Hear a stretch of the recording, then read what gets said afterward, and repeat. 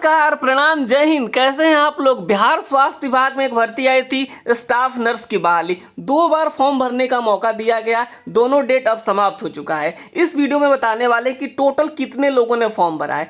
बहुत सारे लोगों ने दोबारा भी फॉर्म भरा है, तो क्या दोबारा फॉर्म भरने वालों को कुछ दिक्कत होगा, इसके बारे में बात करेंगे। टोटल कितने लोगों ने फॉर्म भरा है इसके बारे में बात करेंगे। किस कैटेगरी में कितना फाइट हो सकता है इसके ऊपर बात करेंगे। कम से कम कितना नंबर लाना होता है इसके ऊपर भी बात करेंगे। कंप्लीट जानकारी इस वीडियो में देने की कोशिश करेंगे। देखिए, आप ना आंकड़ा देखकर बिल्कुल परेशान मत होइएगा कि जो इतने लोगों ने फॉर्म भरा है, अप्रॉक्स 1 लाख लोगों ने फॉर्म भरा है, तो बहुत ज़्यादा कंपटीशन होगा। इस तरीके की बातें आपको नहीं सोचनी है, ठीक है, क्योंकि क्या होता है आपको बताएंगे इस वीडियो में।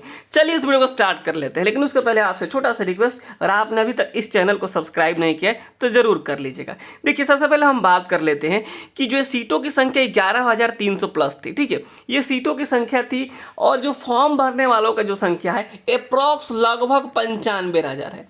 लगभग कितना है? 95,000 है, ठीक है। अब 95,000 देकर आप आंकड़ा आप परेशान मत होइएगा कि 95,000 है तो कैसे क्या होगा।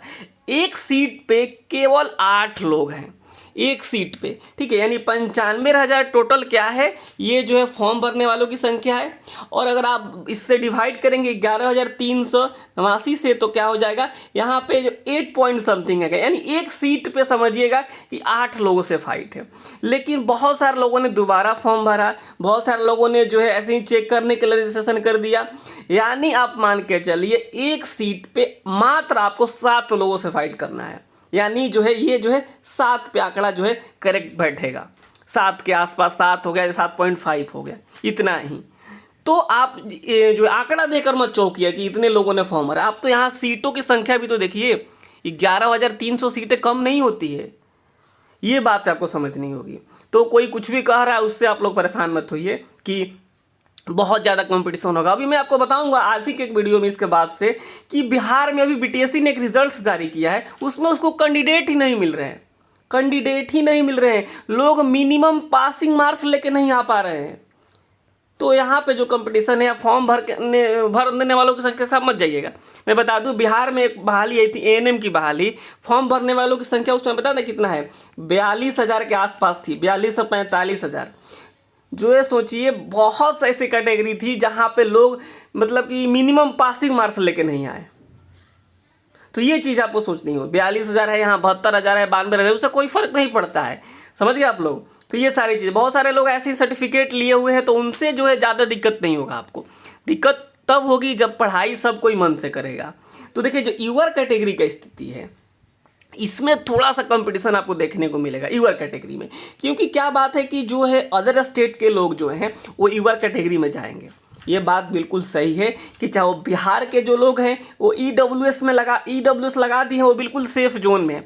सेफ जोन ऐसा मत समझिए कि हम नहीं पढ़ेंगे तब भी हो जाएगा, लेकिन उनका जो है कंपटीशन थोड़ा सा कम होगा। लेकिन जो यूआर कैटेगरी है उनको थोड़ा सा दिक्कत होगा, उनको थोड़ा सा ज़्यादा मेहनत करने की ज़रूरत है। मेहनत तो सबको करना है, लेकिन मैं जो है आंकड़ा बता रहा हूँ। बाकी अगर आप ओबीसी हैं, ईबीसी हैं, ठीक है, एससी हैं, एसटी हैं, यहाँ पे वो कंपटीशन थोड़ा कम देखने को मिलेगा। लेकिन यहाँ पे भी आपको मिलेगा, क्योंकि अदर स्टेट के लोग इसमें फाइट नहीं करेंगे, ईडब्ल्यूएस में फाइट नहीं करेंगे, जो ओबीसी, ईबीसी, एससी, एसटी में फाइट नहीं करेंगे, वे सब फाइट करेंगे यूआर में। तो यूआर का कट ऑफ आपको थोड़ा सा ज़्यादा दिखता हुआ जाएगा। ये चीज़ें समझ गए। अब हम आपको बता देते हैं, देखिए, कि किस कैटेगरी को जो है कितना नंबर लाना होता है। उसके पहले एक बात आपको बता देते हैं, अगर आप चाहते हैं प्रैक्टिस सेट देना, ठीक है, तो हमारा जो एप्लीकेशन है प्ले स्टोर पर, उस एप्लीकेशन का नाम है एजुकेशनल एकेपी। आप प्ले स्टोर पर ओपन कीजिएगा और ये सर्च कीजिएगा इसी तरीके से, तो आपको एक एप्लीकेशन दिखेगा हमारा, और आप उसको इंस्टॉल कर लीजिएगा। और इंस्टॉल करने के बाद से यहाँ पे इस तरीके से आपको लोगो दिखेगा एप्लीकेशन का, और इसको इंस्टॉल करके और बाकी आप ज्वाइन कर सकते हैं। आपको 30+ प्रैक्टिस सेट मिल जाएगा, ठीक है, और बाकी नोट्स वगैरह मिल जाते हैं। तो ये चीज़ हो गई। तो अब आपको बता देते हैं कंपटीशन को लेकर के क्या स्थिति है। देखिए, जो यूआर कैटेगरी होते हैं ना, चाहे वो बिहार वाले हैं चाहे फिर बिहार से बाहर वाले, इनको जितना का एग्जाम्स होता है ना उसका 40% लेके आना होता है। मैं कई वीडियो में बताया हूँ इस चीज़ को।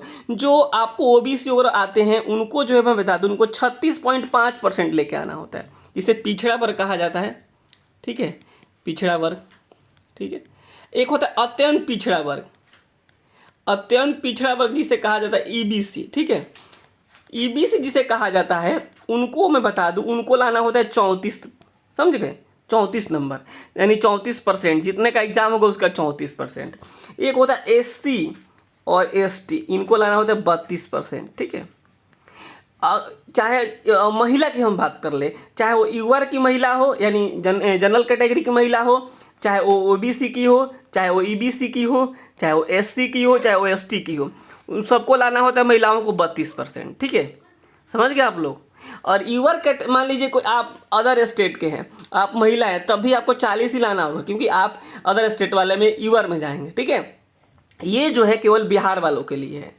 तो आप समझ गए, इतना कम से कम लाना होता। मैं आपको बता दूं, रिजल्ट आएगा उस दिन आप लोग देखिएगा, बहुत ऐसे कैटेगरी जाए इसमें सीटें खाली जाएगी। तो आप लोग ठीक से पढ़ाई कीजिए, ठीक से प्रैक्टिस सेट दीजिए, जहाँ से पढ़ना चाहते हो वहाँ से पढ़िए, लेकिन जो है आप सिलेबस के अकॉर्डिंग चलते रहिए। डरिए मत किसी से, कोई कह रहा है कि इतना है तो इतना जो है फाइट हो जाएगा, ये हो जाएगा, कुछ नहीं होगा। रिजल्ट आएगा उस दिन आप लोग देखिएगा, सीटें खाली चली जाएगी।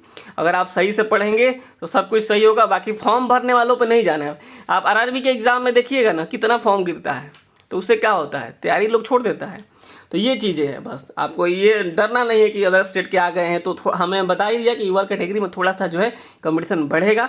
बाकी कैटेगरी वालों को भी मेहनत करते रहना, ये मत सोचना है कि हम तो ओबीसी हैं तो हमको तो कम ही नंबर लाएंगे तो हमारा हो जाएगा। ये बात भी आपका मन में नहीं आना चाहिए, नहीं तो आप बाहर चले जाएंगे, ठीक है। तो ये सारी चीज़ें हैं, आपको मैंने बता दिया कि मिनिमम पासिंग मार्क्स क्या है और जो है कितने फॉर्म गिरे हैं। तो अप्रॉक्स 95,000 के आसपास फॉर्म गिरा हुआ है, जिसमें कि आपको मैं बता दूं कि जो है बहुत सारे लोगों ने डबल रजिस्ट्रेशन किया है। तो यहाँ पे एक सीट पे जो है अप्रॉक्स 8 लोगों की फाइट है, लेकिन जो है एडमिट कार्ड जारी हुआ तो आप देखेंगे कि एक सीट पर आपको 7.5 लोग की आसपास इतना ही फाइट बच जाएगा, यानी जो 80,000 के आसपास जो है 75 से 80,000 के आसपास लोग एग्जैक्ट होंगे, ठीक है। तो स्टाफ नर्स भर्ती में ये सारा आंकड़ा है, सब कुछ समझ लीजिए। दोबारा जिन्होंने फॉर्म भरा है उनके लिए कोई दिक्कत वाली बात नहीं, आपका एडमिट कार्ड जारी होगा। ऐसा मत सोचिए कि हम 2 बार फॉर्म भर दिए, 3 बार भर दिए तो हमारा एडमिट कार्ड जारी नहीं होगा, आपका भी एडमिट कार्ड जारी होगा, ठीक है। टेंशन बिल्कुल नहीं लेना है, अपना जो है रास्ता खुद तय करना है।